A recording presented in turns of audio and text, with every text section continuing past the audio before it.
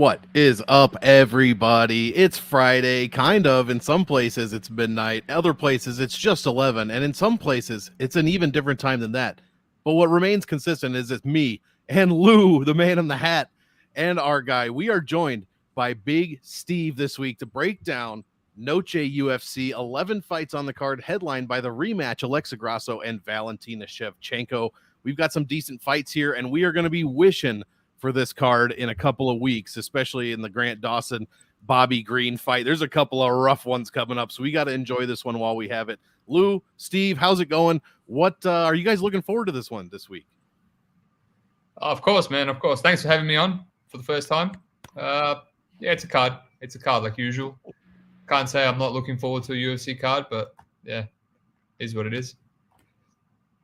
Lou, what about you, bud? It's not the first time Steve has been on the channel, though, as he did do an episode of Props to Consider. He was great, and I did everything in my power to, like, break him on air. I think I got him, like, once. But, dude, these aren't my kind of cards to bet on, man. I hate juiced cards, man. I like cards where, like, the favorites are all, like, 160. Those are my kind of cards. But what I do like about these cards is I'm going to watch the community do 7-leg parlays that fuck up. They're not going to understand why they lost, and I'm just going to be like, because you shouldn't be parlaying 7 fights to get plus 105 odds. So exactly. There are a couple in the distance props I like here, but not this first fight.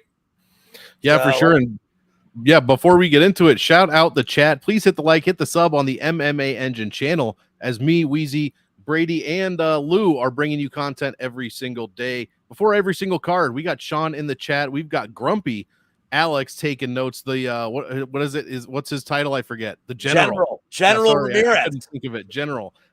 Juicy in the chat. Patrick in the chat saying Big Steve in the building. Kristen, what is going on?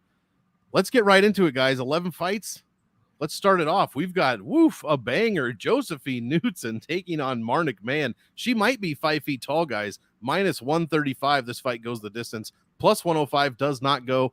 Josephine Knudsen, strawweight debut, minus 805, plus 555 for Marnik Man, 9,500 for Knudsen. And yes, that is the magic salary, but I'll go ahead and start it off. I don't like this fight at all. I don't think Knudsen is going to pay off that salary unless she gets like a first-minute finish, or she just constantly is taking down Man, rinse and repeat over and over.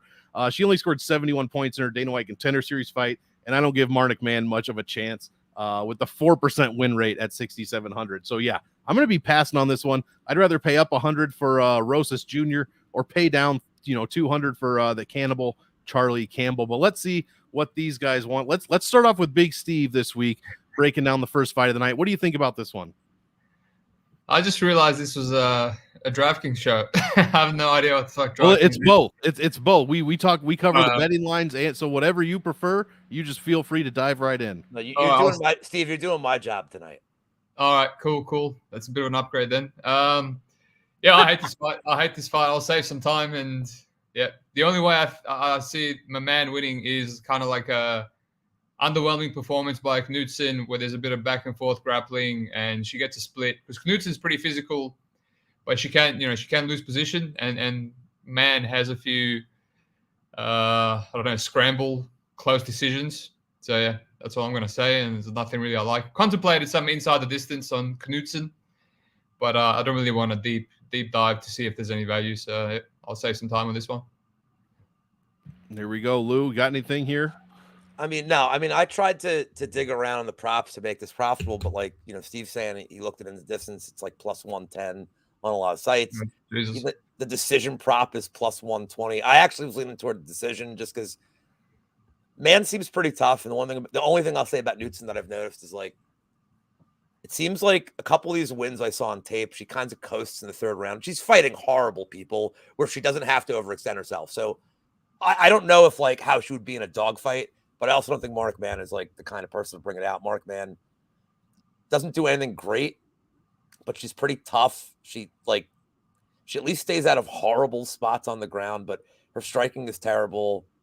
She looks like she's trying hard, and then but I don't think she lands more than like 20 strikes in this whole fight, if that. So I'll pick Knudsen obviously for the show, but I don't know, man. I'd favor the decision prop, but don't bet this, man. do not get involved with minus. What could go wrong betting minus 700 on a women's MMA? Oh yeah, exactly. Nothing, dude. Don't scare the people away. Liam in the house. Well, hey, Liam, we'll try to go quick. I mean, this is 11 fights. No, Liam will wait. No, he'll wait. He'll wait. No, it's not about you, Liam. Come on, mate. He'll wait. Are you allowed to interrupt on this show? Oh yeah, that's the whole show. Sweet. I'll keep it on. I don't like that question. I don't know if I like that question. I just want to add Knudsen. She had a dog fight with Jacinta Austin. Keep an eye out for Jacinta Austin. She's an Aussie chick. I bet her on Octagon. She's a beast. There we go. Next fight. Speaking of beasts, we've got the Cannibal, Charlie Campbell, taking on Alex Reyes. Apparently, Alex Reyes, Dom Reyes' older brother, hasn't fought in 6 years, and the lines reflect that, as Campbell is minus 550, plus 400 on Reyes. This fight is minus 500 to not go the distance, plus 350 to go the distance. 9,300, 6,900 are the DraftKings salaries. Lou, why don't you start us off here on this one? Yeah, I don't know how you bet this one either. Like, I mean, his in the distance is minus 300, Campbell's, and like, there's no way, like, there's no world where I'm ever putting money on Reyes. Not to cover the point spread, not to win. Like, you can't. And this is a very clear setup fight, because when I think Noche UFC, I think Charlie Campbell as a guy they want to promote on a fucking Noche card. But like, Campbell fought, what was his name? Jack Spreaker. I'm trying to remember his name. This guy, Mehoff. Josh Streaker. And so I don't usually do this too much, but I did a little bit of a deep dive into Streaker, because all I really knew of Campbell was him getting absolutely clobbered by Chris Duncan. So I'm like, all right, well, is the Streaker win impressive? And then I went back and no, it's not impressive. Like, it's not even really, I don't think it's a good win. Steve knows way more about a lot of the independents more than I do. Like, he's way better at this, but I did the best I could looking at this guy's tape. And I'm like, and even going back before the Duncan fight, like, I don't know, man, Campbell's just every guy they bring in the Contender Series. It's like a first round finisher, like a lot of pace early, like a lot of strikes, not totally accurate. I mean, it's a setup fight, but minus 300 in distance is a terrible price. I even wanted to look at like a goofy sub prop here, and I'm like, he's not, I don't think he's grappling here. There's nothing that tells me he's going to even initiate that. He's going to knock him out. You're not getting a good price on that. So I'll pick Campbell. I don't have a good weight. And minus 250 is the best in the distance price I saw. And there's no way I'm ever fucking betting that on a debutant, even if Alex Reyes hasn't fought in 6 years. Very true. I agree there. Steve, what do you think about Campbell and Reyes? Yeah, I was eyeing the round one for Campbell, and it was pretty generous. Maybe like 2 days ago. Now it's just, even that's minus money now, which there goes the one and only option to play this fight. I'm still considering the under 1.5.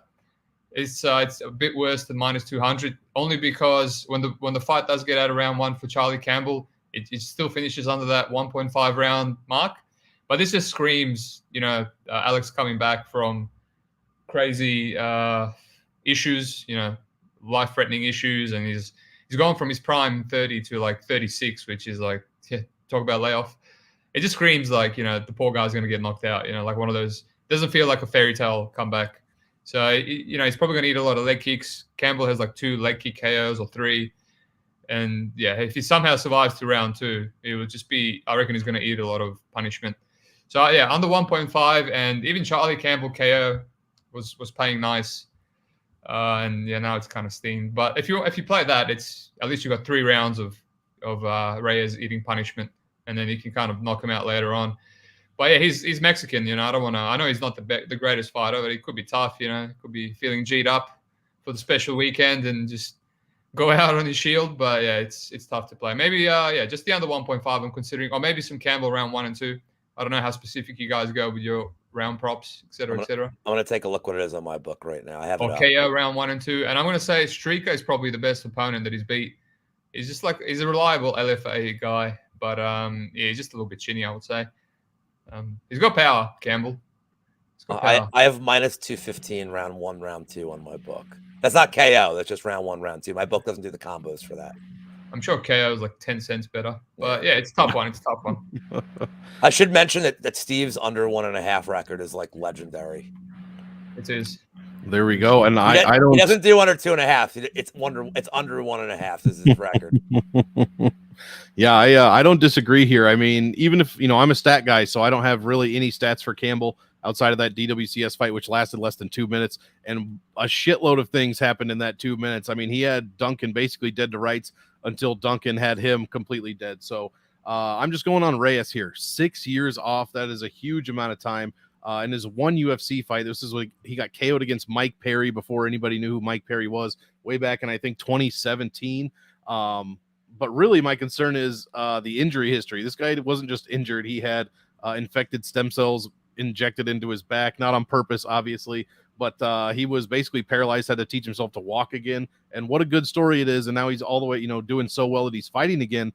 That said, we don't play good stories for DFS or gambling. You know what I mean? We want winners, and we want good lines, and we're not getting any of those things here. So for DraftKings, I like Campbell for cash. I like Campbell for GPPs, and I'll probably not be playing Reyes, even though he is at 6,900 this week.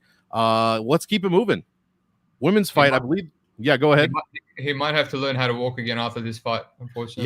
Yeah, exactly. Plus, he might be that pixelated in real life. I'm not quite sure. Nobody's seen him in like 6 years, so we've got some questions.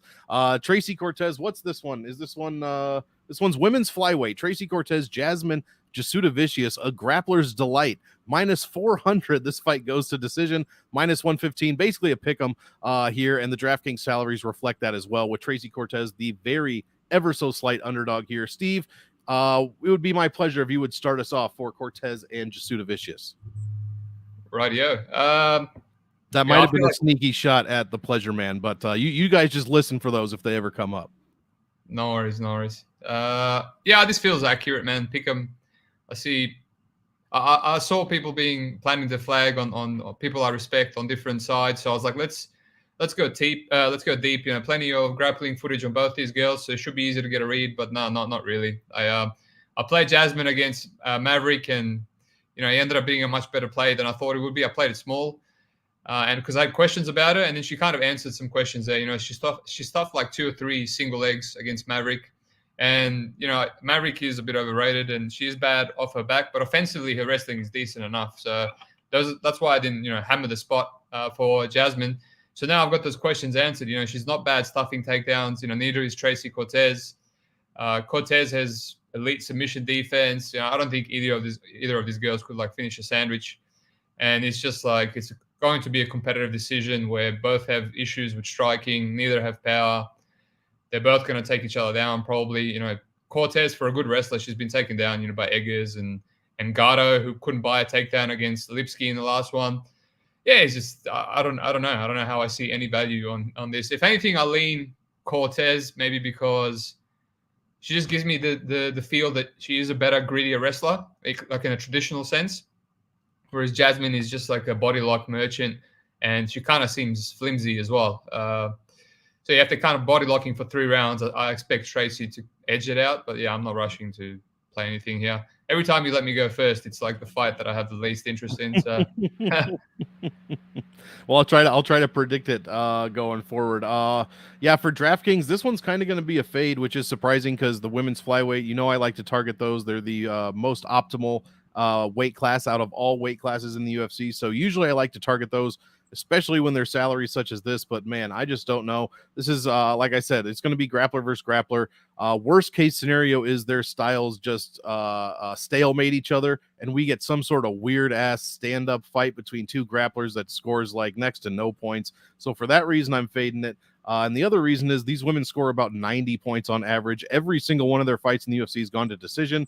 Jasmine, however, is paying off her salary much, much better than Cortez. Cortez average value is less than 10, while Jasudavicius is at 12.5. So her salary is a bit more this week, but I'll pick Jasmine, I guess, if I need to roster one of these guys, just because she's the underdog. But I don't like this fight at all for DraftKings. Lou, take us home on the Cortez Jasudavicius fight. I mean, look, man, I've been struggling with this one all week because I look at it and it's like strength of schedule, Jasudavicius, better win her. And even the loss to Natalia Silva, she had a lot of really good moments in that against Silva. For Silva, who's just on the rise right now, kind of just crushed her on the feet. Cortez against Gatto was nice, but that was a grappling match. There was no striking. That was not on the feet. I think it was on the feet for like a minute and a half of the 15 minutes. So I'm trying to picture scenarios like, what if this is on the feet for an extended time? Like, what if the grappling cancels each other out? And then even that, like, I think Cortez has, like, again, this is relative, cleaner striking, but Jasmine is more of a bully. She's got a little bit of a reach advantage. She kind of uses her weight better. Like, I think she could get the fight against the cage and just stall out and, like, kind of win minutes of just doing nothing against the not yet electrified cage that I've been begging for the UFC. Someday. But I think the better point is, from a gambling perspective, because it's so close, I just don't think there's value on either side. Like, I think, and the funny thing is I looked at the split decision props and it's barely over 3-1. Like, I mean, I can't get there. Like, this is a perfect kind of split decision fight. Like, somebody gets top control for 2 minutes, doesn't really do anything. I would lean Jasuda Vicious for one reason. I think that if anybody has, as good as Cortez's wrestling is, I kind of think Jasuda Vicious is a little bit stronger and has a better chance of getting a sweep and maybe getting out of bottom control.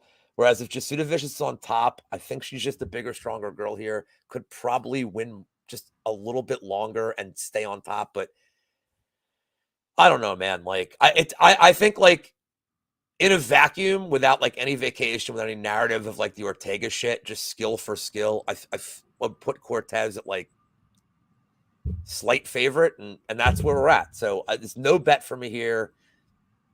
I'll say Jasuda Vicious, like, I guess, but and the over's 440. Like, somebody in the one chat the other day is like, "Oh, I think the over is safe." I'm like, it's minus 440. I would think so. Like I don't. There's no finish equity here. So look, man, if oh shit, Wayne Grows here. I was gonna say, I didn't want to interrupt you. Shit. I should have gotten more Wangro quotes. Wangro, I will have more quotes for you next week. So I'm never betting this. I don't think there's any value on the line, I think is the biggest point. Steve, what do you think? Like, there's no value either side here? Yeah, I mean, that was such a long way to say you were passing in the end. Well, people, I can't just say pass. Like, I gotta. Yeah, I understand, I guess. Yeah, I agree with everything you said, man. You just kind of said what we said and just repeated it a couple times and then went around. And I thought you were going to say Cortez, but then last minute you went to Jasmine. I was impressed by that. The twist. That's why I'm a professional. So many twists and turns, and we're back at the same spot. But yeah, I agree. I honestly considered, I looked at the overs and I'm like, it's probably going to be like $1.30, which I'm only in decimals, my bad.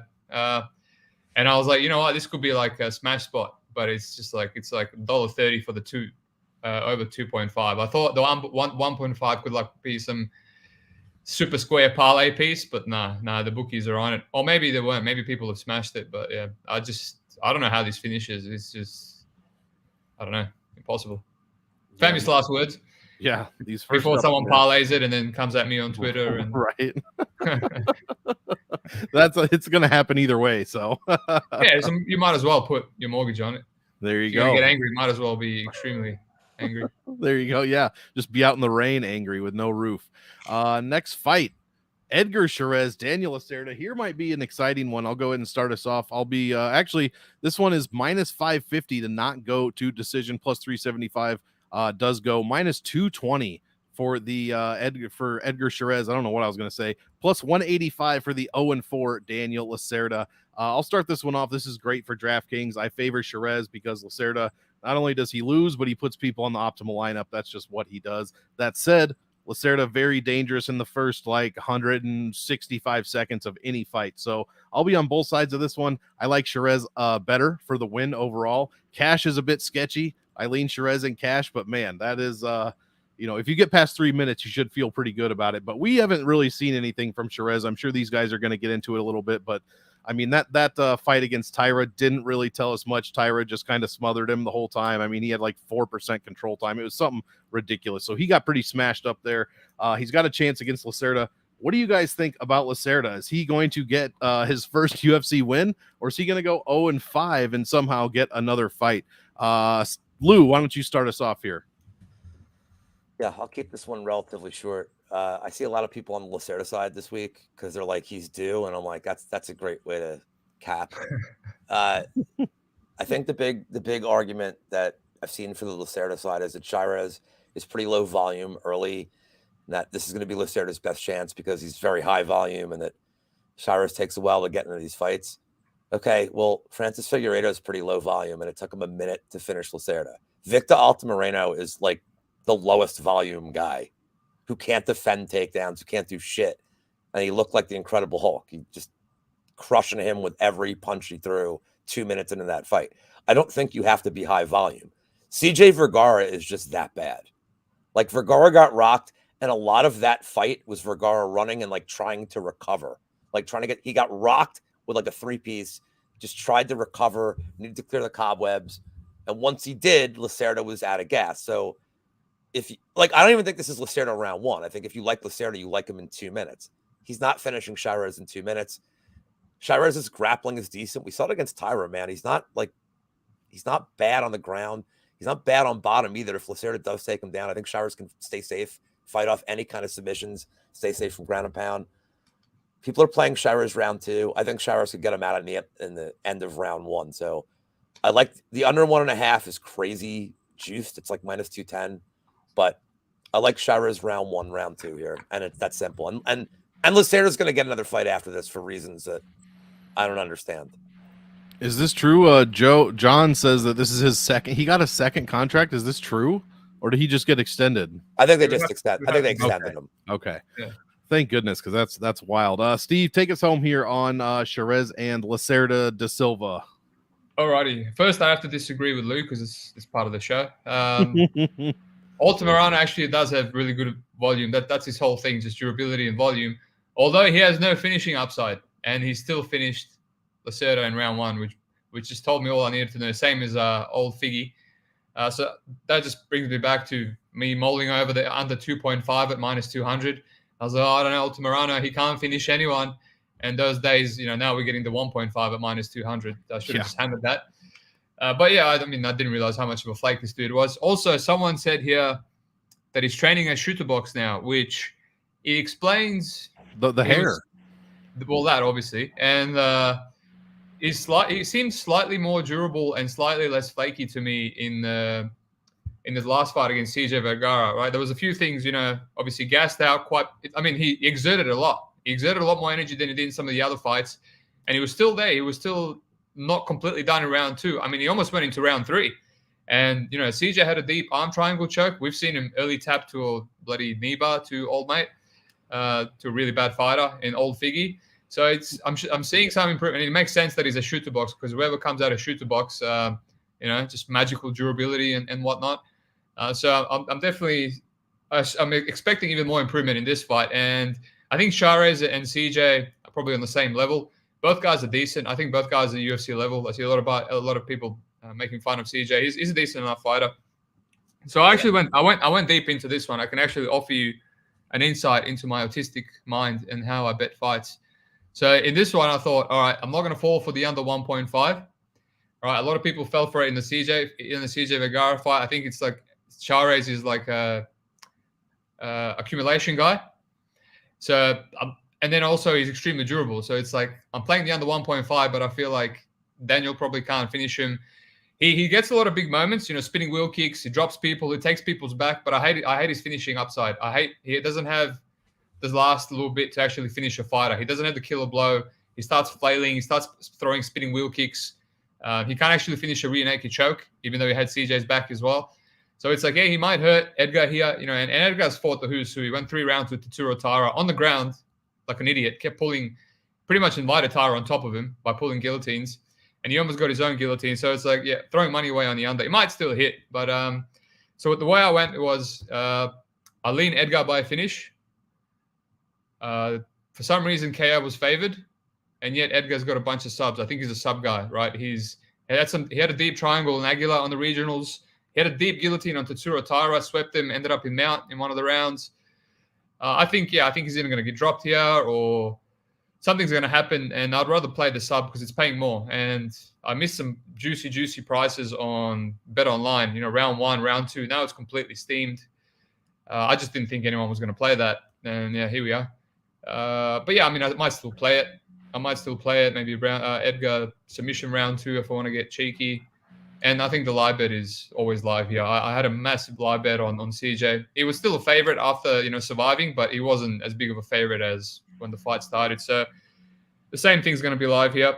Yeah, I feel sorry for Daniel. I mean, if they're going to keep him around, why not give him Shannon Ross? Why not give him a winnable fight? But it's like they're keeping him around, but the level of competition is like getting slightly harder and harder. It's like CJ Vergara is better than the last 3 dudes, And then Edgar Chairez, I think, is very decent as well. So I don't know. I'm sure there's a bum on the roster in flyweight, but oh well. Do you think this is a favor to Chairez for taking the Tyra fight? I would say so. Yeah. I mean, the guys fought the who's who, man. Like Carpenter Contender Series, super competitive. He would have won the Aguilar fight if he wasn't a 5-rounder on the regionals.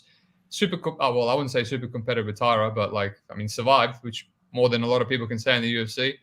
And yeah, he's just a good fighter, man. So it's rough. It's rough for Daniel, but who knows? Maybe he's that special. Maybe this secret sauce in, shoot the box comes through for this one. A lot of asparagus down there. The hair dye. It's in the hair dye. I'm telling you. Lou, what do you got here? I just explained. I already went first, man. Did you go first? All right. Well, hey, man, we got a third. I can't keep it all straight, man. You know. Yeah, I also zoned that. I'll be honest. When Lou was talking. There you go. Next fight, we've got Roman Kopylov taking on Josh Fremd. -200 fight doesn't go. +160 fight does go. Kopylov, huge favorite after the ginormous head kick he landed on Ribeiro at -330, +255 the comeback on Josh Fremd. I think these guys have the exact same hair, like it was photoshopped in the UFC, just they shaved Josh Fremd's sides maybe. 9,100 for Kopylov, 71 for Fremd. I don't know. Let's start with Steve. Am I giving you a good one to start off on, or do you want to pass? You want to wait for the next one? I'll start, man. It can't be worse than the other fights. Yeah. Yeah, it's a dog or pass. I've been on my friend Kopylov a few times. I've tried to fade him against Ribeiro. I just watched that fight back for the first time. Not as bad, heard him in the round 1. That's at a big price. I think it was +200. I think Josh can keep it competitive. He's not. I was going to say he's not the best guy, but I think he's a bit underrated. People crapping on him. That's the echo chamber this week. The Jamie Pickett performance. But no one seems to address that the guy looked the worst he's ever looked, and he 30-27 Jamie Pickett easily, and he missed weight for the first time in his career, and he said that's what threw him off. And I mean, sure, Jamie Pickett is not the best fighter, but there's people in the UFC that lost to him. Well, they're not in the UFC anymore, but they have lost to him. Yeah, I mean, he's tall, he's got good power, he's got good grappling. That alone is enough to maybe take a poke. I'm not really relying on him to get any takedowns because he's really not physical, not athletic. That's his main issue, and a tall man defense. But yeah, Roman is. I can see it being competitive. Roman is just sharp. He's got that kick. He's got the jab. But yeah, I can see it being competitive. Josh Fremd has good volume with the 1-2, the calf kick. Even if he stays standing for 3 rounds, it's like, how does Roman look? Whatever it is now, -330. I mean, you go to his record. I played him against the Chirico, and it was like 1-1 into the third. I was sweating. One thing to know, if you got live betting, good live betting, not my live betting when you have to phone up and wait for like 30 minutes. As soon as Kopylov puts his hands on his knees, it's all over. So you got about 30 seconds before he knocks the guy out. That's his tell. That's the script. So every time he puts his hands on his knees like he's tired, it just knocks the guy out. Look into it. Keep an eye out. I love that. I certainly will. Lou, what do you got on this one? Yeah, I'm going to attack this from a different way. I actually like fight goes the distance at +155 here. I don't love Fremd striking. I don't think it's great. He has kind of some tall man defense here. And I think Kopylov has really good kicks. But I've watched a couple of Fremd fights where, like, he doesn't really seem to take damage to the legs. Like, he's good at checking kicks. He's good at kind of staying safe there. We've also seen Kopylov, I know it was a few fights ago against Duryev, where like Kopylov can eat minutes on the ground. Just his get up game's not great. He doesn't have like urgency to get up. And I don't see Fremd as some huge finisher here. Like, dude, he finished Dumas because Dumas had absolutely no fucking clue on the ground. But other than that, like, Fremd's kind of just a dude who knows how to survive. not take a ton of damage. Like the one finish on the UFC level was just kind of a bizarre way he got choked out by Tresean Gore. Like he just got caught in a weird spot. Like he wasn't knocked out. He almost got trapped and he was out in like 2 seconds. So I think this fight goes the distance here. I think Fremd can win minutes on the ground. I don't know that I can bet him. I'd much rather play the over. The fight goes at plus 155 than ever get to Fremd. But I do think Fremd can win a lot of minutes on the ground. I'm not convinced that Kopylov has an urgency to get up. And on the feet, I think Fremd can at least stay safe. Steve mentioned the Kopylov-Ribeiro fight, but that's the perfect fight for Kopylov because Ribeiro is just going to bring everything he has, throw heat behind everything, leave himself exposed, and make it a dogfight. Fremd's going to fight way more tactical. He's not going to get into those kind of exchanges, and he's going to look to take it to the ground or to the cage where he can just eat minutes off the clock. So fight goes is plus 155. My book, you have a 160. I like that a lot better. I mean, if Kopylov wins by decision, so be it. But I think Fremd has a ton of decision equity here. I love it. I love both you guys' breakdowns. Quickly for DraftKings, Kopylov. I like the guy. I keep wanting to call him a kid. Maybe it is because he reminds me of Chase Hooper, but he's actually 32 years old, so I can't really do that. Only scoring 93 points per win at 9,100. That's not really doing it for me, and he's pretty consistently scoring rather low. Fremd definitely has paths to victory here. 7,100. Not many dogs barking this week for me personally, but Fremd is definitely one I will have in the mix. Simply for what these guys said. I mean, there is ground upside as well, control upside for Josh Fremd, and Kopylov really hasn't shown that he knows what to do when he is on his back. So if Fremd can get it there and fight somewhat intelligently, I think he's got a good shot at turning 7,100 into a decent score. So I like the underdog here for DraftKings. Wouldn't touch it in cash though. Next fight. We got everybody. Loopy Godinez, Elise Reed in this one. Minus 155 goes the distance. Plus 125 does not go. Minus 425. Another outrageous strawweight line here for Loopy Godinez. Plus 325 for Reed. And Loopy, one of the most expensive fighters on the card. I'll start this one off. Godinez, is she going to wrestle? That's the only question. For DraftKings, I'm not interested in Elise Reed at all. We were joking on Wednesday that she's likely a white belt and the same exact color as her skin tone, so super white belt. Godinez could really have her way with her here and look like a minus 1,000 favorite if she decides to wrestle. The problem is she's only landed 2 takedowns in her last 3 fights out of 8 attempts. She's just not going for it. So if I knew she was going to go for it, she'd be in every one of my lineups, honestly, 100%. But she just has not been doing it. I'm interested to hear what these guys think. Is Loopy going to wrestle, or are we going to see some weird stand-up fight that goes all 3 that Loopy obviously wins, but she could have done so much more, and she could easily get a finish if she wanted to. Lou, what do you think here? Yeah, I put this bet in yesterday, and I knew I was going to take some hate for it, but I took Elise Reed plus 3.5 at plus 250. I thought these odds were fucking bonkers for a fight where, how does Loopy cover minus 425?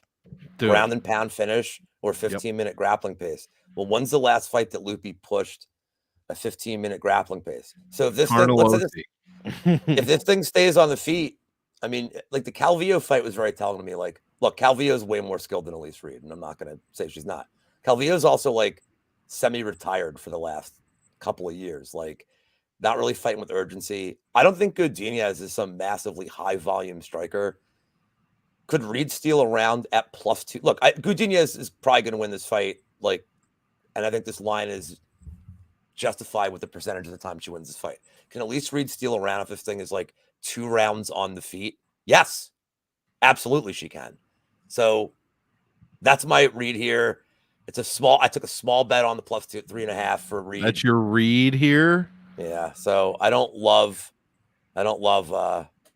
Jesus Christ, Steve Gregory's funny. That's my read here. I mean, like, Godinez can cover this number if she actually executes the proper game plan, but I can't trust her to do it at this point. Exactly. Steve, you got any other takes, or do you actually trust Godinez to wrestle against Reed here? No, I don't. I looked into it. Actually, I don't know what wrestling is, like one takedown, or are we talking like proactively? Because if she proactively wrestles, you probably won't go for 3 rounds. You'll probably be a submission at some point. Yeah, but she's probably going to strike for a bit because it is short notice. She seems to strike more often because she doesn't want to gas out on short notice. But I'm just going to bring some bad news to Lou. And this is not the theme of the show. I didn't want to do this. It seems like it's the theme. I know. I have to address it and say that it's not a theme. This is all on the fly. We were talking about the minus 3 point or plus 3.5 handicaps and how there's something out against them. Like, see all the rogue 30-27 scorecards that we're getting recently. I think they're there to kill the handicaps, right? We've seen a Reyes McKee, clean 29-28, 130-27 kills the handicap. On the Contender Series, there was one, I forgot who it was. That kid Tanner.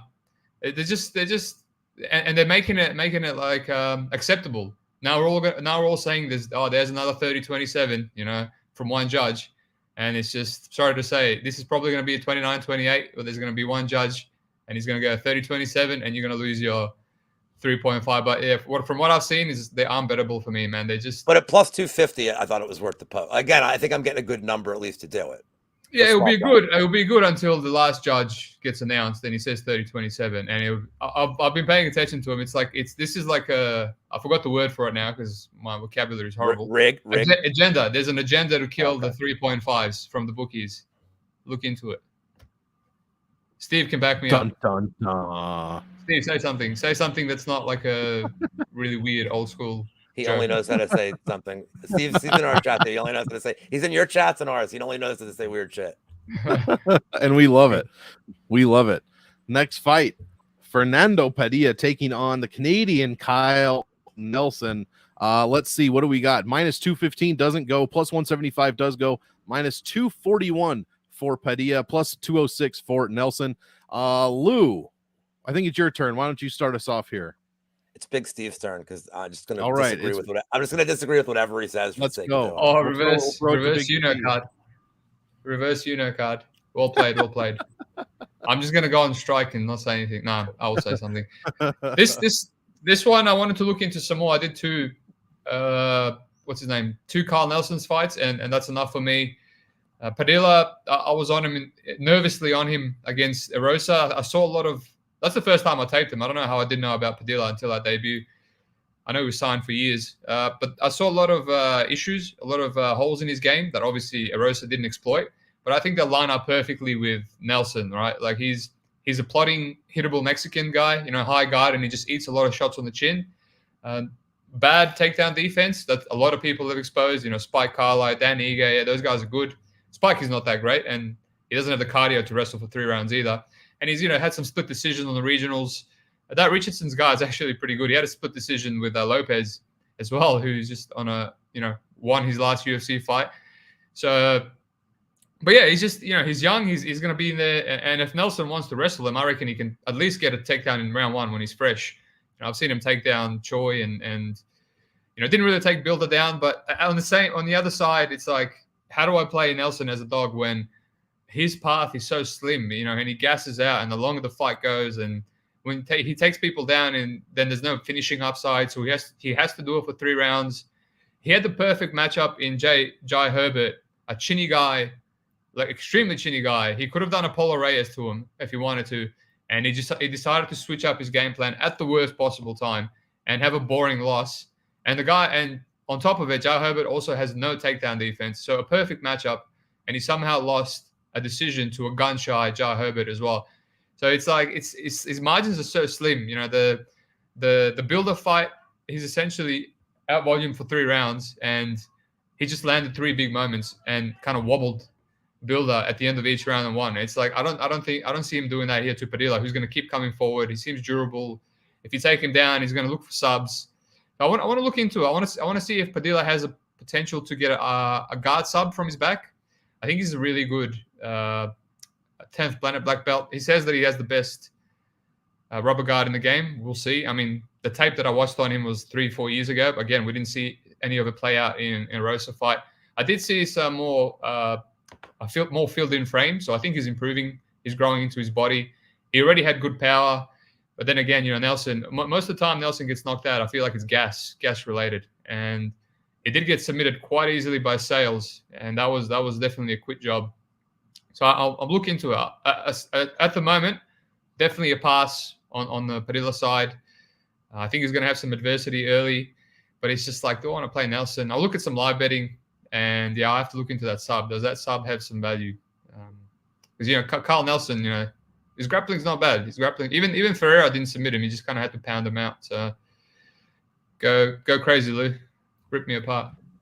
I mean, I took a shot at the Padilla sub, so I knew it. I'm way ahead of you, bro. You can't. Well, win. I'm also doing this as you're talking, so plus 450 for Padilla sub. I mean, man, they hate Kyle Nelson, and they're trying to give these matchups they fed him to Herbert, supposed to be a get right for Herbert, and it was awful. And then he fights Choi in Singapore or Japan or wherever this was, that fight night in Asia and or South Korea, and that was the weird draw. And then they tried to give Builder what they thought was going to be an easy win, and Builder's just not that good. Yeah, subscribe to his channel, man. Builder's just not that good. Didn't really, but the one thing about Kyle Nelson that I just can't get past is the dude's the lowest volume guy ever. He's only ever been over 50 strikes in a fight twice. One was last fight against Builder, where Builder offered no resistance past the 8-minute mark. And the other one was Billy Q, where Billy Q always gets hit 40 times in the first round of every single fight. So, can I really give him credit for, dude, I could land 40 strikes on Billy Q easily. Especially in the first round, where he's just I don't want to win the first round. Billy Q loses the first round just so we can live bet on him. He's a dream for us as gamblers. So, Padilla's one thing that he doesn't have a problem with is volume. The dude is active. Even all the optics are going to be in his favor. If this thing goes to decision, it was all optics. If it hits the mat, yeah, Kyle Nelson's an active wrestler. I don't like the way he leaves his neck out. I don't like the way that Kyle Nelson tries to get people against the cage and slowly goes for takedowns, leaves his neck out. He's exposed himself to elbows. I just don't know what he's good at, except for being kind of just a tough. He's kind of overrated tough, dude. That he's kind of hanging in here. I don't know how this guy has a career, and yet he kind of he's hanging around on these fights. And I think his cardio has held up these last couple of fights. But why has it held up? Because he's facing dudes that are so low volume.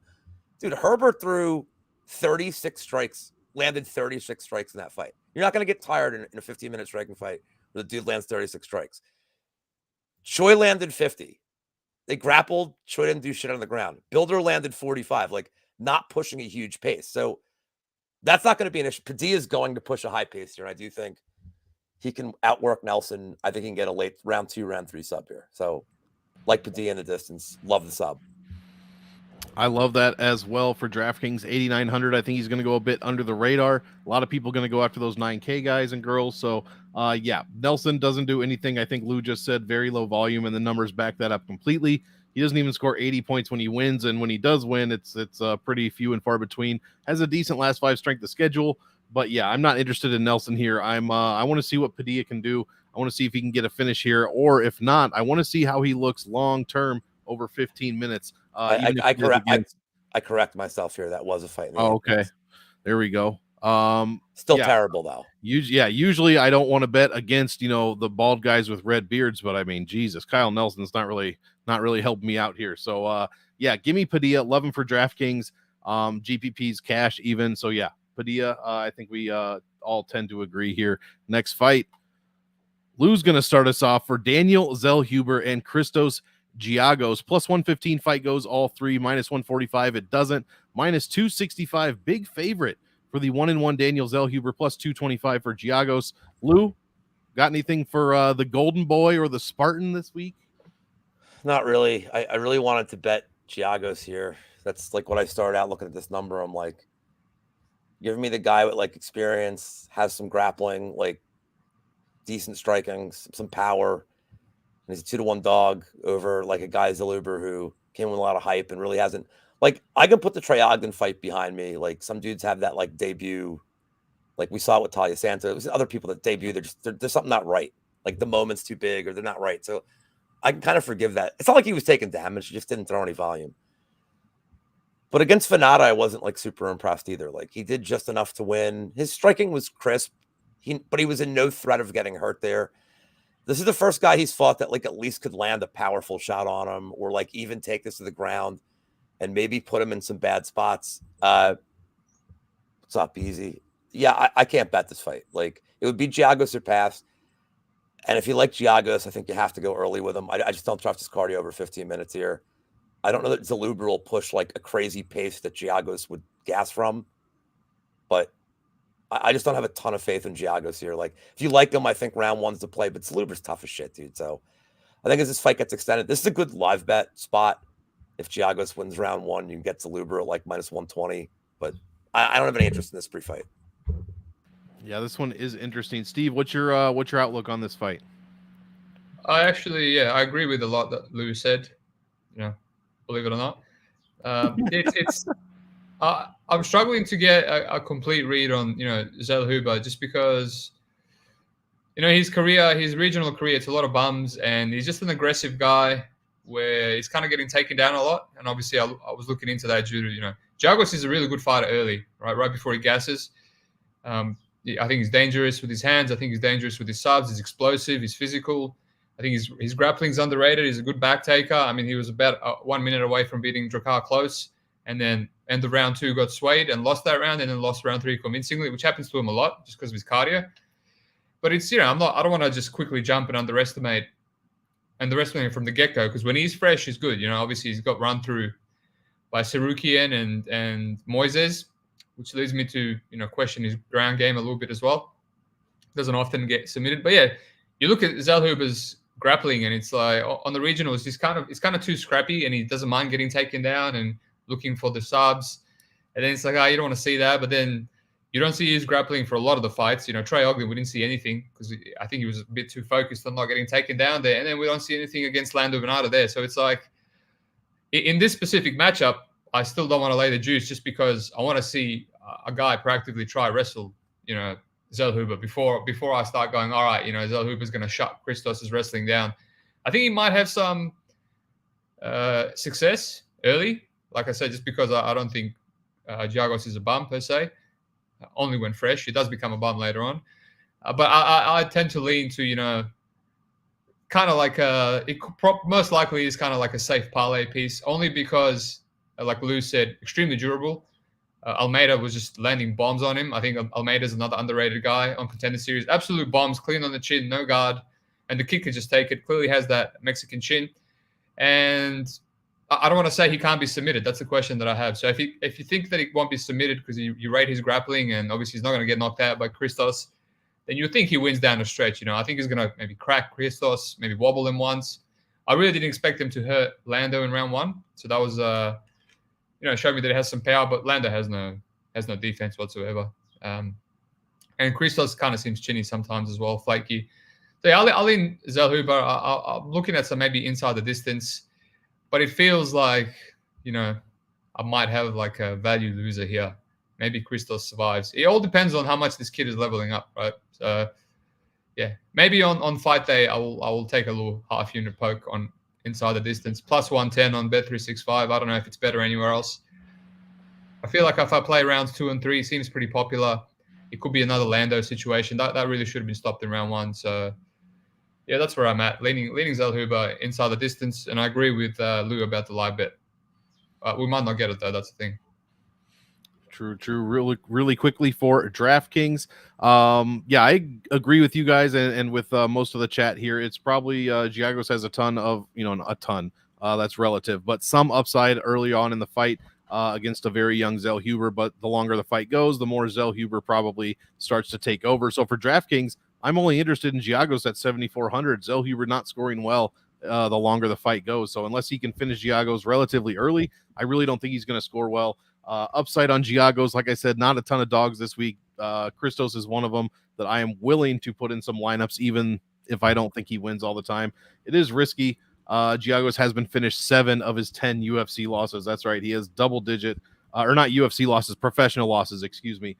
7 of 10 of those losses. So, yeah, it's a bit risky, but I like a little bit of the underdog play as far as DraftKings goes. But I probably think Zellhuber wins. By the way, late just 3. so you guys know, round 2 is Zellhuber plus 600, round 3 is 1,000. Like, it's not even great.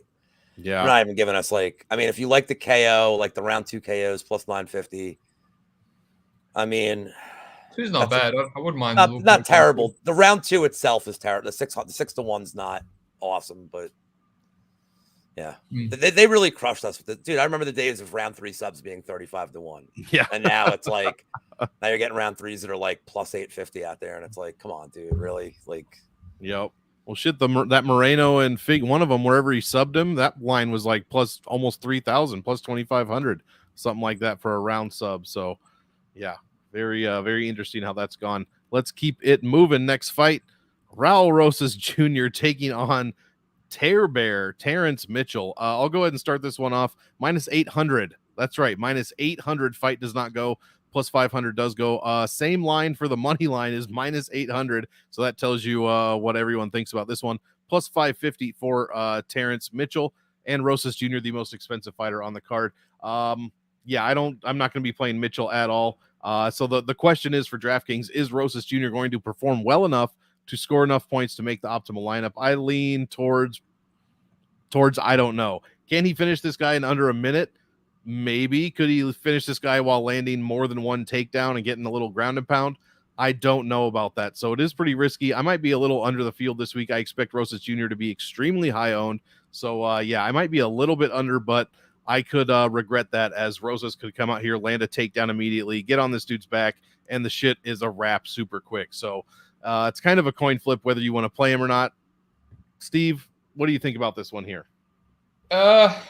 It depends. Do you get more points for like constant takedowns, or do you get 5 points per takedown? So you don't landed, the better.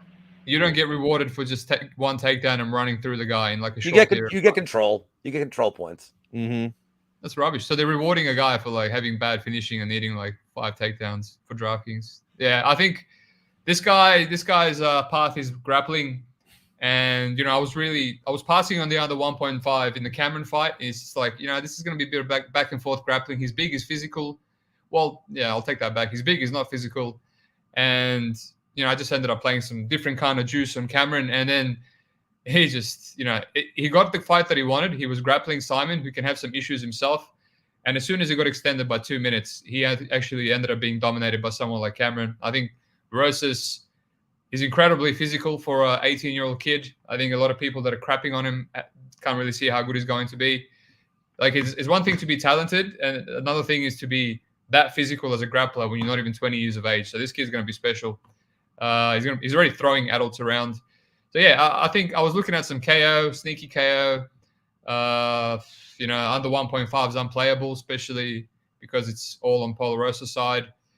I looked at some Rosas inside 1 round. It's better than minus 200. I'm surprised. I've hit him at minus 200 before, Bo Nickel. And who else? Terrence McKinney against Ghost Pepper. I'm not against the juice, but yeah, I don't know. Grapple heavy unders, it's a bit different. Maybe Rosas maybe wants to test his striking a bit. He just recently gassed out and he's like, let's test my striking. His striking was better than we've ever seen it against Rodriguez. Don't come at me. He was more confident to throw some wild stuff. Spinning back kicks and whatnot. Who knows how he looks here? But I think Terrence is very chinny, so I think he can be submitted. I think he can be ground and pounded out. It's just pick your poison.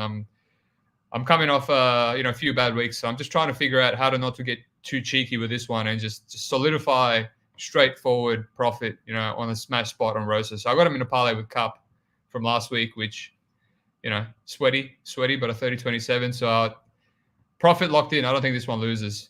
So maybe I'll play that round 1. Maybe I'll play Rosas round 1 and 2. We'll see.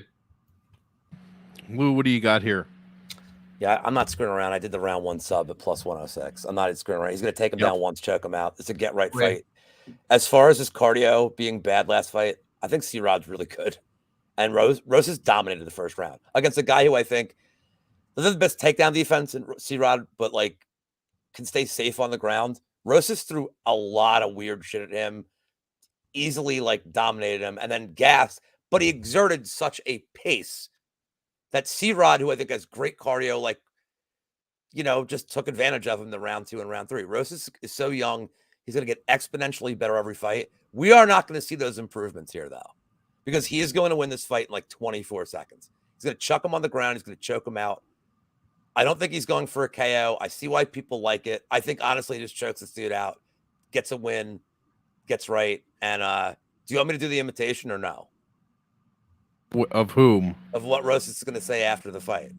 Oh no, here we go. Imitation or I want to see okay. it. There He's you going to get go. on the mic and he's going to say this.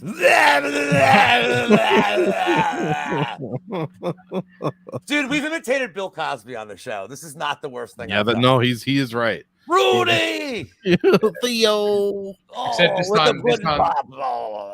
this time you're bullying a child, an underage child. But that's fine, same thing. Dude, this kid next door is like 12, and I just routinely threaten. And look, he's like almost my height. He's almost my height. I thought you were gonna say something else there. I was like, geez, not live on. Nah, he's almost my height. Look, does he need his lunch? Does he need his allowance? No. Daddy's got to gamble. He don't need his fucking allowance. He can stop me taking it by like not sassing me. So it's that simple. So this Rosas is like 7 years older than him. I would not want to fuck with Rosas. My takedown defense is not great. My cardio is shit. So I'm not really like trying to have that fight. But yeah, round one sub. Let's keep going. Nice. Let's keep going. Yeah, by the way, Steve, sometimes square is just you give me even money for what I think is going to happen in 30 seconds. Like I got to take it. There you go. I think round one props are like minus 500, dude. So I'm like, I think round one KO is live. That's the only thing. Here we go. Jack Della Madalena taking on Kevin Holland. Plus 125. Fight goes all three. Minus 155. Finishes inside. Minus 145. So for Jack Della Madalena here. Plus 125 on Kevin Holland. Very close DraftKings salaries. Steve, why don't you start us off on this very good fight, in my opinion? Nice. I did go deep into this one. People on different sides of the spectrum. I'm a little bit on the spectrum as well. Yeah, I actually lean Jack Della after the tape that I did. Not that I have any conviction to play this line. I feel like it's accurate. I feel like it's going to be a very, what's the word for it? Volatile, I guess. Volatile striking fight where I don't expect any advantage in grappling from either guy. I think this is a step up for Jack Della, just in terms of, I guess Kevin's ranked, right? I think he's doing a lot better at welterweight. I think, how he ran through Chiesa, and that was a relatively favorable matchup, only because Chiesa likes to flake against people. This one, there's going to be no flake on either side. I think the reason I lean Jack is Kevin, I don't like his striking. It's a lot of big moments against retired dudes, Oliveira, Means, Ponzinibbio. There's so many washed retired guys on that record, and not retired. I keep saying retired. They're still fighting, but you know what I mean? But it's like if he doesn't get a big moment, his decision equity with 3 rounds of striking is just kind of like slows down and, gasses out. And I really hate his slapping lead hook when someone tries to throw a 1-2 at him. It's just sloppy, but it works when he can hurt and knock people out. I don't think he's going to be able to do that to Jack. Like I said, they're both durable. And then I'm going to lean with a guy that, pressures and rips the body and has cleaner boxing combinations, and the calf kick's going to be there. So just in terms of if it's a competitive decision, on the judge's eye, Jack has, things that look good on decision. And also his round 3 is amazing. A lot of people have been trying to fade Jack because of his cardio. But round 3 against Lucero had probably the most volume that he's landed, even though he kind of looked like he was gassing. And then round 3 against that last guy where he had a split decision, he kicked the absolute crap out of that guy in rounds 3. And there was no doubt that he won that 3rd round, even though he went for a guillotine again in that round after his coaches told him not to do it. So, yeah, I just think he's the cleaner guy. And after some early success from Holland, I think his strike is going to get even more sloppy. And then it's just like, all right, I kind of lean Jack here. I like the overs. I like the over 1.5 until I saw the price, which is horrible. But the under 2.5, I'm also considering. It's like essentially just plus money, plus 100, which is like nothing almost. And it requires me to be a bit brave. So I don't know how I feel about it, because I think 2.5 minutes into round 3, depending how gassed Holland is, might be a little bit sweaty, even though he's never been KO'd. But it's just Jack. I feel like Jack hits different, and ripping the body and the constant pressure. Yeah, but that's what I like. I like the over 2.5. Maybe if you have an alternative start round 3, that could be a bit safer. And potentially Jack live bet, just because as I mentioned, I really like how he comes on in round 3, even though it looks like to be slowing. So yeah, good fight. Great fight. I love that a lot. Lou, what do you got for this one? So on the other side of this, I was arguing with Narco like for half an hour last night on a space with this. I get why people like the JDM side, and I don't think you can really look at the fight against Hafez and really put that into the cap here. It's a whole different stylistic fight. Hafez had a ton of grappling early, took the fight on short notice, completely gassed out. I actually liked what I saw from, and I don't think, and there was no robbery. JDM won round 2, round 3. I like that Della finally had some adversity in his UFC career. He fought through it. He was gassed. Hafez was gassed. Like, I'm surprised Hafez. I think Hafez has nursed an injury, but like, we'll see him back too for his effort there. But I like how Madalena battled round 2, round 3, landed some good shots. I think just because he didn't get a finish, I think his power looked it carried well. I think Hafez just was super durable and tough. But Madalena was landing some really good flush shots on him. I don't think that fight really has a ton of bearing here. Holland's cardio is really good, but I don't see cardio being an issue for either guy. Holland's cardio is weirdly good. I think he just like wills himself to have good cardio. So to Steve's point, JDM's absolutely the better boxer. So this comes down to, do I think he can consistently get in range? Holland's wiry. He's longer. That's a 7-inch reach disadvantage. He's not traditional throwing just jabs. Holland, like if Holland was just jabbing him, I would think that JDM really doesn't have a chance to land too much in the pocket. But he doesn't. He throws very unconventional kinds of striking. He's also flaky. Like the Dawkins fight should have been an absolute smash spot.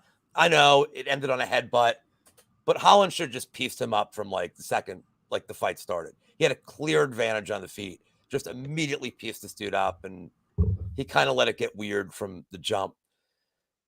I lean Holland because of the strength of schedule and because of the price. If JDM was dog money here, I'd have to look at it. But yeah, give me the guy with the strength of schedule that I know can fight 15 minutes, 25 minutes, and like at least has been there before. It's a tricky fight though, man. I like the overs though. I think they're both durable. Like, you know, round 3, I get it. Like I get it. But I think Holland's pretty durable. Like, look, he got finished by the doctor after breaking his arm in the end of the first round or breaking his wrist. And I don't care about the Chimaev fight for the sake of this, because that was just, dude, he's taking it on 2 days' notice against a guy where that was going to be a horrible stylistic matchup for him. So I think Holland's like weirdly durable. So I kind of like whoever by decision. Holland decision's like 4-1, a little more than that. But yeah, I'm on the Holland side. This is going to be a great fight. Like, I wish this was a 5-round fight. I mean, I know you guys think some of you guys think it goes under. I get it. But this would have been a really cool 5-round fight. Like, to main event like an Apex card. Like, a card that didn't have a title fight. I think this would have been an awesome 5-round fight. Yeah, I agree. This is probably my favorite fight on the card, and it's likely not even close. For DraftKings, we'll likely never, especially if he wins this fight, we'll never see Jack Della Maddalena again at $8,300. He is, let's see, his average salary. Monk, by the way, there'll be no grappling in this fight. Steve, do you think there'll be any I don't think there'll be any takedowns in this fight. There could be an occasional attempt, maybe one from each guy, I reckon, in 3 rounds. We got Olivas's. There we go. In the chat. We got Olivas's protege in the chat. Never bet a white. He's taking exactly. Pepe's shtick as well. Steve, do you vouch for this guy? I can't say I do. Yeah, we'll never see Jack Della at this low again. He's almost, $1,000 under his average salary. He's got the DraftKings upside. Holland doesn't even average 100 points when he wins. So give me Maddalena for DraftKings, although I will have some Holland. But if you're telling me neither guy is going to go for a takedown, I mean, I got to lean Maddalena just a little bit. I think if that's the case, then the salaries are accurate. And yeah, I'm just hoping for a good fight overall, man. This is obviously, like I said, my favorite fight on the card. So let's go on. Before we get to the main event, hit the like, hit the sub on the MMA Engine channel. Again, it's me, Lou, Brady, and Wheezy bringing you content before every single UFC card. And go over, check out Big Steve's content as well. Subscribe to him, YouTube, Twitter, anything you can find him on. Be sure to do that. Let's get right into it, guys. The main event of the evening, the rematch, Alexa Grasso and Valentina Bullet Shevchenko here. Minus 145, fight goes all 5 rounds. Plus 115, it doesn't.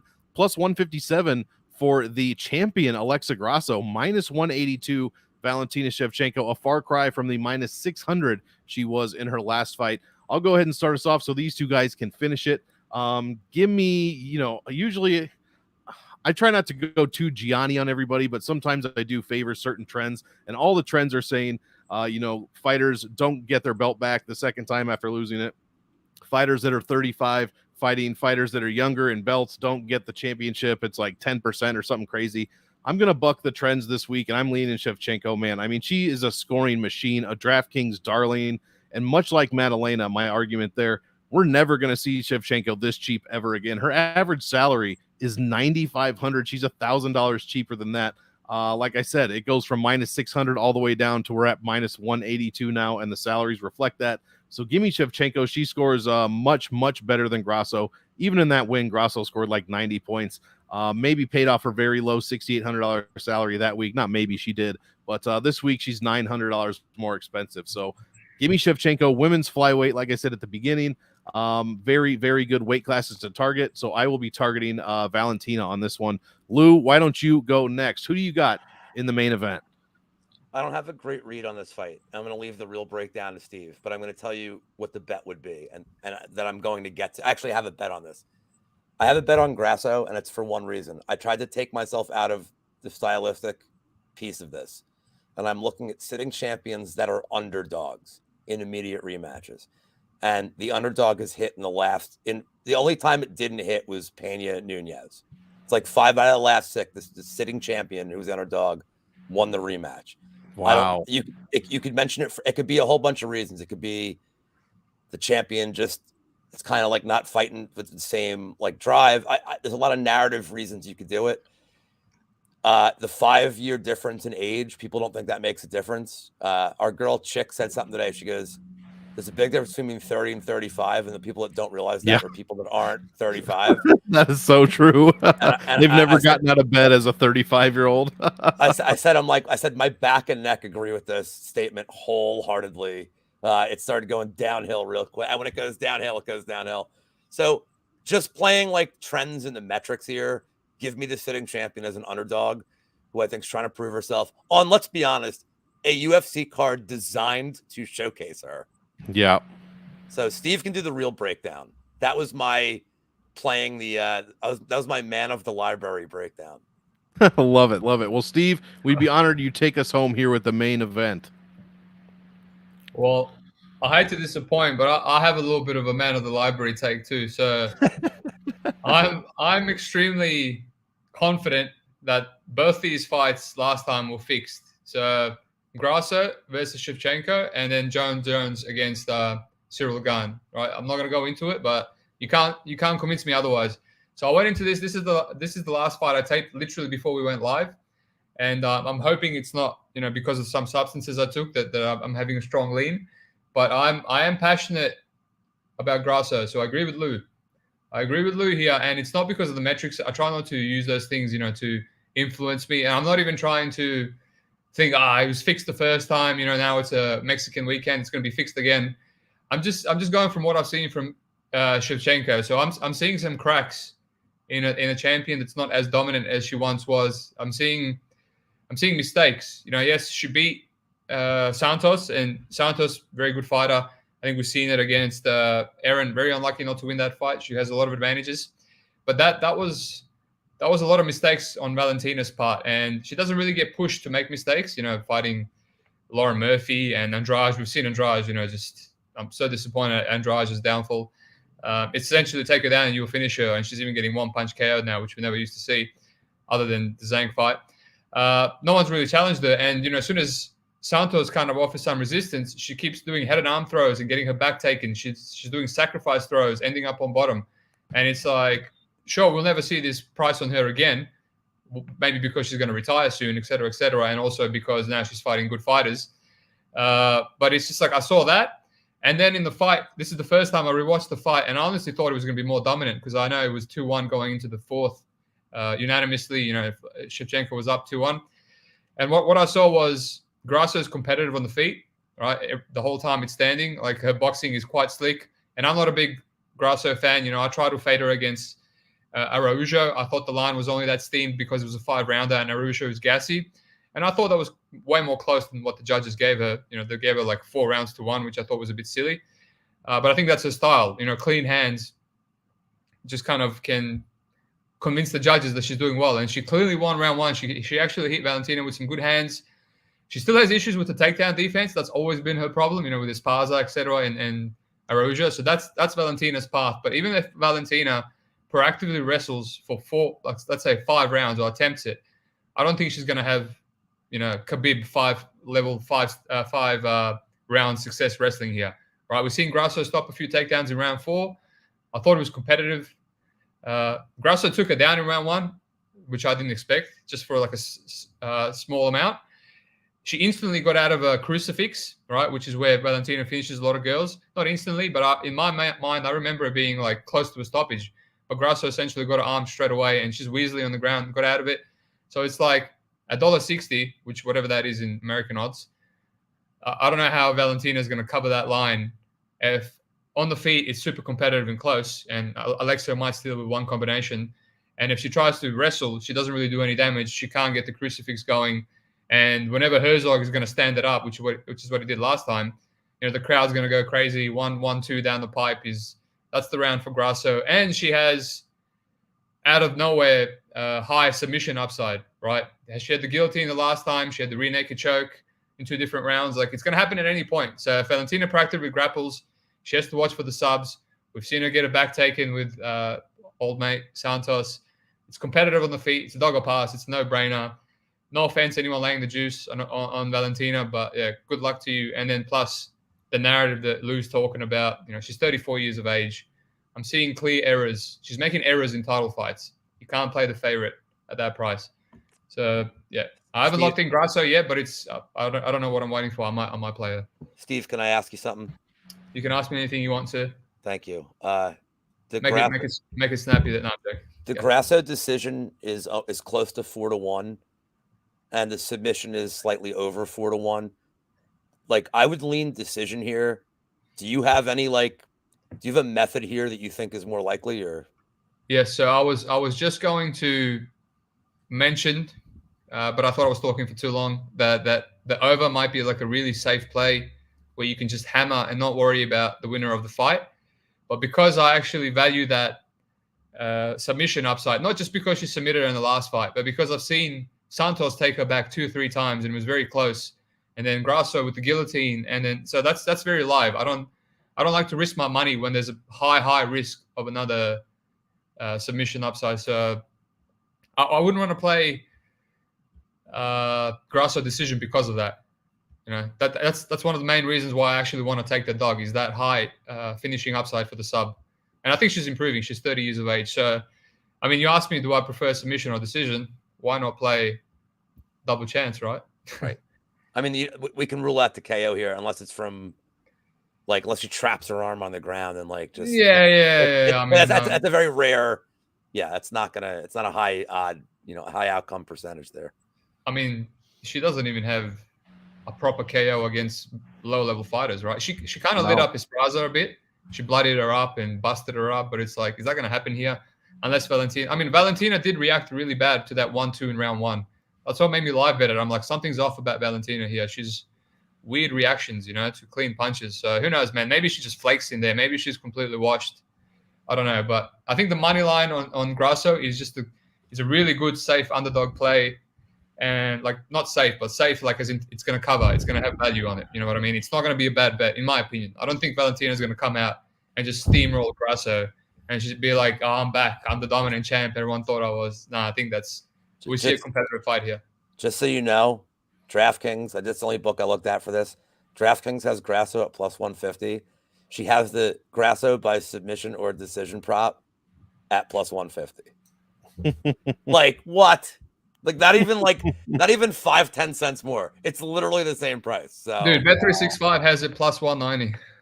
See, there you go. That's why you shop around, guys. Always shop around. There you go. And yeah, this is kind of, if you don't like the other trends, this is one that we have seen lately with these champions that have been relatively dominant and they lose their belt and then they come back and everybody thinks they're going to get it back so easily. Kamaru Usman, Izzy Adesanya. I mean, Izzy did get it back, but he then lost after that. And this could be another case with Shevchenko. Just saying, that's kind of how it's been going lately. and age is definitely more than a number in this case. So, Lou, before we wrap up, I would be remiss if I didn't ask you, bud. I didn't hear yam bags on this entire card, and I hate to put you on the spot. Chirez Lucero. There we go. That was easy. And I don't love it because I don't like picking yam bags in a fight that I think ends within like 7 minutes. But I think look, it's orthodox versus switch. Lucero throws some wild fucking, Steve mentioned, dude throws like tons of spinny shit.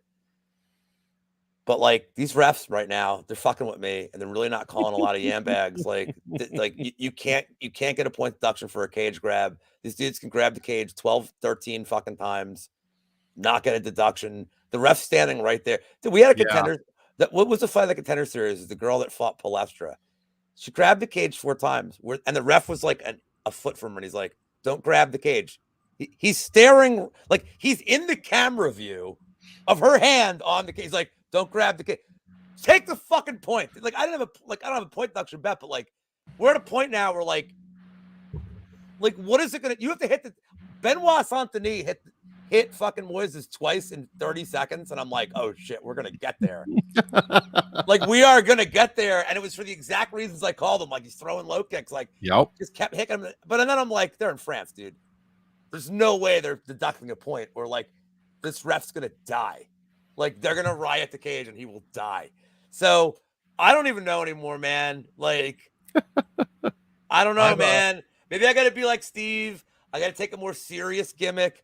I can't talk about ball shots on air. Stop I gotta be, I just gotta be like, yeah. But also, I hope Chirez gets kicked in the sack and then gets a submission.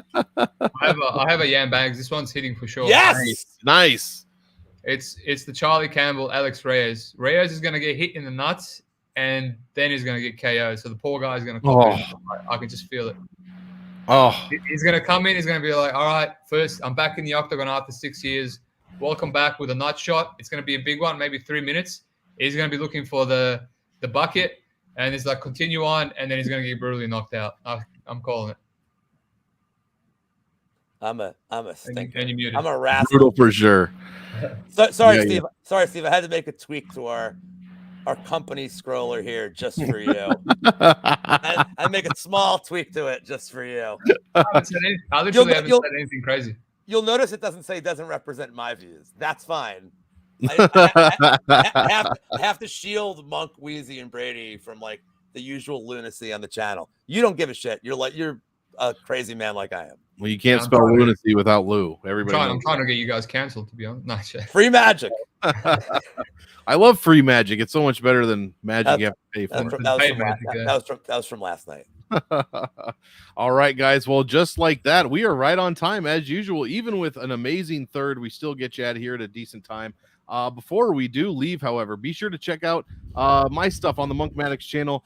Watch Game Theory, but maybe you could skip it this week, guys. I just fixed my camera. I went back to rewatch it, and it is, we'll just say rough. So if you want to just look at the numbers, go ahead. But my mouth does not match up with my my words very well, and that personally drives me insane. So I got that fixed. Next week will be better. Check my stuff out. Lou, what have you got this week? I'm doing a new show tomorrow morning. I'm just going to record it, but you saw the artwork for it. I did. That my very good friend Addicted to Combat, Patrick, made. I will be giving you guys my best 3 bets across 4 sports: NFL, college football, soccer, or football, as Steve would call it. There we go. And then I wish I could do Australian rules football just to do that, like the fucking refs do. Yeah, I'm worldly. I know all this shit. And also MMA. So I'll just be giving my 3 best bets across the sports. I'll be dressed like the Macho Man. That's going to be like kind of the gimmick of the show, because why else would you watch me doing shit? So that's there we go. There we go. And Steve, please first of all, thank you so much for joining us, especially on short notice. We really do appreciate it. And please tell the people where they can find you and your stuff. Thanks for having me, man. It was fun. It was fun. Yeah, Big Brain MMA podcast is my YouTube channel. I just break down fights. I should have Lou on at some point. And yeah, I'm just putting out videos on how to gamble better, but I'm just doing it from my perspective, not like basic stuff that everyone's doing, bankroll management, blah, blah, blah. There's like a million videos out there, but that's about it. And my Twitter is Big Steve _MMA, I think, or it's Big _Steve MMA, one of those. And yeah, I put out free picks and whatnot. You're very good at Twitter already. Yeah, apparently. I hated it at the start. I've muted 90% of the people, so now it's actually quite enjoyable. I like it. And you have a Discord. Yes, I do. But you have to pay for that. I was just giving out the free stuff. Oh, there you go. Well, I just brought it up to the old Steve Gregory there. Yes, Steve. That's not my alter ego. That's just another Steve. He's more Lou's age. That one. That's Steve. Well, guys, thank you for a great show in chat. Not a lie, by the way. This is my name in his. This is my name in his Discord. Yeah. But he doesn't even spend any time in there. So what's the point of that name? Because I'm old and I don't know how to fucking use this shit. I'm like, I typed once. I'm like, I didn't win money. Well, I'm like, what happened? You didn't type once. You had a massive conversation with Steve Gregory. You guys were reminiscing. Oh, was that him? Oh, that's awesome. That's him, dude. You were reminiscing about when you were like 23. I was like, are these dudes going to stop talking about the 40s? Past life the 1940s were a wild time, man. The golden era. Yes, for sure. Well, guys, thank you for a great show in chat. Thank you for making it even greater. As usual, we want all of you to enjoy the fight. So enjoy, and we will see you guys in the next one.